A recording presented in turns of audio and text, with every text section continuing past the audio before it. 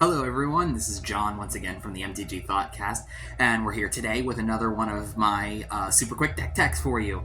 I'd like to showcase for you one of my favorite aggressive style decks, Syr Gwyn, the Knight of Too Many Swords. So here we have Syr Gwyn, Hero of Ashvale, a Mardu-colored Knights and Equipments themed commander.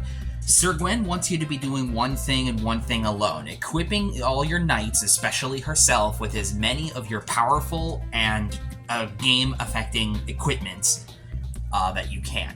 She herself provides two mainstay strong abilities, the ability to draw cards as equipped creatures attack, and, more importantly, the ability to equip knights for free with anything that you have. So, you obviously need to start with lots of equipment, and this deck is filled with them. We've got Conqueror's Flail, Barrow Blade, a newer addition from Lord of the Rings, Sword of Vengeance, Mirror Shield, Sword of War and Peace, Bloodforged Battle Axe, Masterwork of Ingenuity, Loxodon Warhammer, Shadow Spear, Colossus Hammer, Lightning Greaves, Mask of Avacyn, Swiftfoot Boots, Sanctuary Blade, Heirloom Blade, Sword of the Animist, Whispersilk Cloak, the Godsend, Batterskull, Forebearer's Blade, Hero's Blade, Maul the Skyclaves, Ember Cleave, Cauldron Complete, Lizard Blades, and Kumino Battle Armor. A lot of those have utility purposes for our creatures with keeping them safe from removal. Most add power and toughness boots or extra keyword abilities like Double Strike, Vigilance, Trample, Flying. Some of our strongest that we ended up using, though, are the ones that can auto-attach themselves to creatures for free.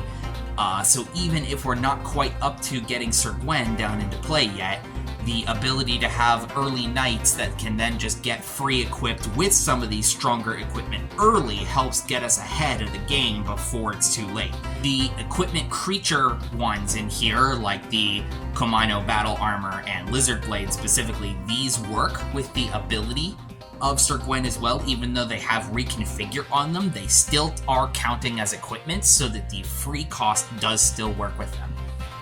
But who's going to be holding all these equipments? Well, we're going to be playing a plethora of other knights in the 99 as well, so that if the Syr Gwyn plan doesn't pan out extremely fast, we have other aggressive threats that can start winning the game for us ahead of time.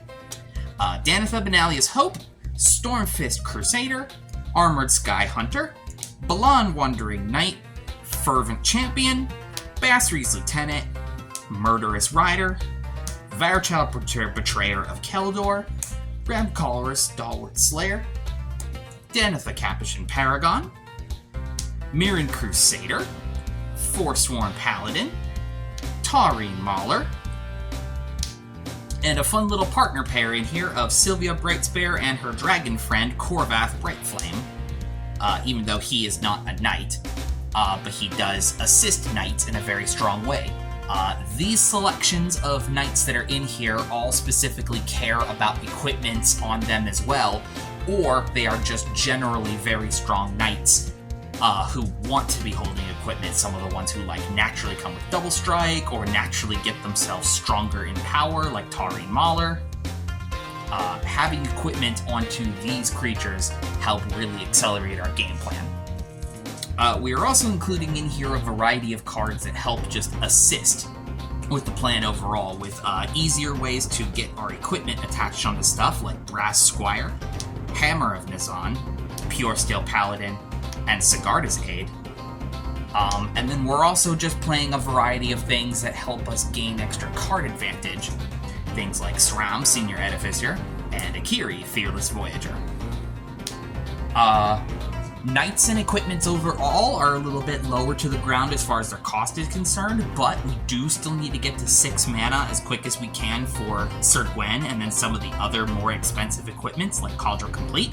So we are playing your general purpose artifact ramp like Rakdos Signet, Soul Ring, Boros Signet, Felwar Stone, Arcane Signet, Talisman of Conviction, and then pretty much the rest of the deck is rounded off with just general purpose Mardu good stuff, interaction, card draw, removal, things of that nature. We've got a card draw suite here with Sign in Blood, Read the Bones.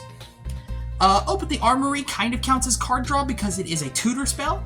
This will most likely go and get whatever equipment is most useful to you at that time. We have some protection pieces to use here. Mandate of Peace, Boros Charm, Akroma's Will, which can act as both protection and a really good finisher. Single target spot removal with Path to Exile, Dread Boar, Swords to Plowshares, Chaos Warp, Anguished Unmaking, and then general purpose board wipe. Is that if someone else is going really, really wide, doesn't matter how hard you're hitting them, if they just swing a bunch of little dorks at you on the crackback, you can still die. So having some general purpose board wipes for emergencies is very useful.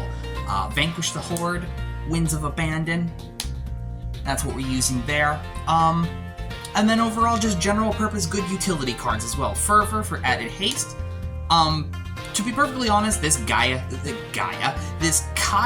Ghost Assassin is here just because I had it and had nowhere else to put it, but she can act as very good like single removal for things that are in your way.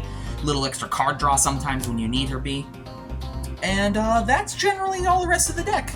The rest of it is filled out with a suite of assorted Mardu-colored lands, but I wanted to make note of some specific utility ones that we use in here as well. Axguard Armory can act as a second equipment tutor in a pinch. Slayer Stronghold to give vigilance and haste to anything that just came into play. Tournament Grounds ends up being one of the best mana fixing ones since you can get Mardu colors for knights or equipments. Path of Ancestry because we're playing some tribal. And Rogue's Passage if you just need to get somebody through with unblockable damage. And that is Mardu Knights of Too Many Swords, a very easy strategy to pick up and learn right out the get-go. You play your dudes, you play your equipment, you smash them together, turn sideways. It's a very easy one. It's usually the go-to I give to people if they're looking to try and learn something new or try something play a little bit more aggressively. Aggressive strategies are not just always frail glass cannons like people say they are. If backed up with the right amount of protection and increased damage and other effects that you can help stabilize the board with, go-fast aggro decks are the way to go to if you're trying to knock out commander games in under 40 minutes or so. But thank you very much for checking out this deck. I appreciate you all staying here and hanging out with me.